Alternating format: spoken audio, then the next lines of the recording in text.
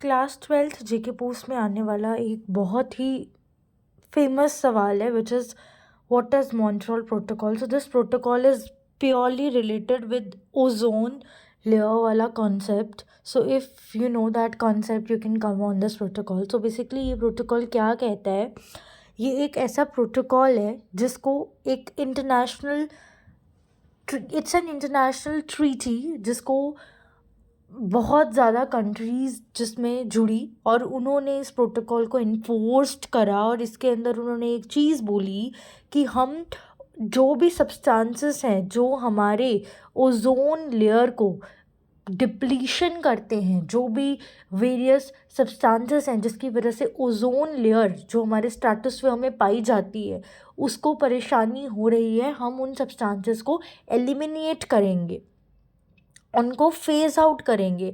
जैसे कि हम जानते भी हैं कि जो CFCs है वो ओजोन लेयर को डिप्लीट करने की कोशिश करते थे. तो एक पॉइंट ऐसा आया जहाँ पर वो CFCs के रेफ्रिजरेटर बंद कर दिए गए सो दैट हमारी ओजोन लेयर प्रोटेक्टेड रहे. सो मॉन्ट्रियल प्रोटोकॉल क्या है, ये एक ऐसी इंटरनेशनल ट्रीटी है जिसको लाया गया सो दैट जो ओजोन लेयर है वो प्रोटेक्ट हो पाए. अब इस प्रोटोकॉल में किस तरीके से स्टेप्स लिए गए सो दैट वो प्रोटेक्शन ला पाए, by phasing out the numerous substances which cause harm to our ozone layer. So 1987 में ये प्रोटोकॉल को शुरू कर दिया था बट प्रॉपरली इसको 1989 में लाया. 1987 में बना दिया बट 1989 में इसको प्रॉपरली लाया.